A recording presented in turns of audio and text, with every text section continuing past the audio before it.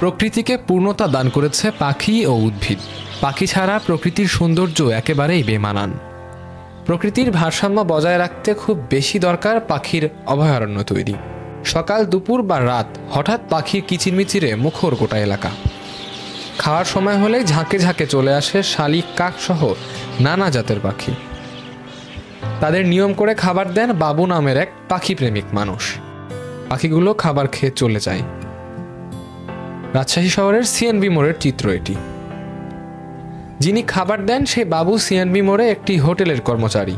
দীর্ঘ সময় ধরে প্রতিদিন 3 বেলা খাওয়ার সময় হতে না হতেই পাখির ঝাঁক এসে বসে তার দোকানের আশেপাশে। সেই ঝাঁকে শুরুর দিকে 5-10টি পাখি থাকতো, তবে এখন কখনো 200টির মতো, আবার কখনো 500টিরও অধিক পাখি দেখা যায়। তিনি বলেন, যতক্ষণ না তিনি খাবার দেন ততক্ষণ পাখিগুলো দোকানের সামনের বিশাল গাছের ডালে অপেক্ষা করতে থাকে। পাখি ভালোবাসি, জানোয়ার মানুষকে ভালোবাসি, খাওয়াই। এটাই এই সকালে খাওয়াই, এই 12টা 12:30 দিকে খাওয়াই, আবার বিকেলও খাওয়াই। শুধু বাবু নয়, তার সাথে হোটেলের মালিক ও অন্যান্য কর্মচারীরাও বেশ খুশি হন এমন পাখিকে খাওয়ানোর জন্য। তারা পাখিদের পুরি, পরোটা, ভাত সহ হোটেলের বেঁচে যাওয়া বিভিন্ন খাবার দিয়ে থাকেন। আমরা তো প্রতিদিনই দিই, আমরা প্রত্যেক দিনই খাবার দিই। আগে আসতো 3-4টা করে, এই আস্তে আস্তে আস্তে মনে করেন এখান থেকে লড়াই না, এরা যায় না। সকালে দিই, বিকালে দিই, দুপুরে দিই।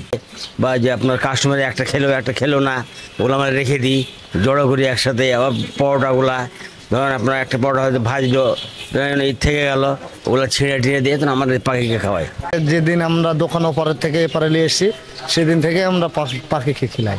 খুব একটা আনন্দ করে, হ্যাঁ, কেউ ভিডিও করে, আমার খুব ভালো লাগে। নিয়মিত পাখিকে খাবার দেওয়া নিশ্চয়ই প্রাণীকুলে তার ভালোবাসার বহিঃপ্রকাশ।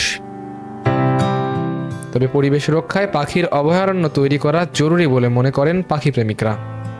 তানভীরুল আলম তোহা, ধূমকেতু নিউজ, রাজশাহী।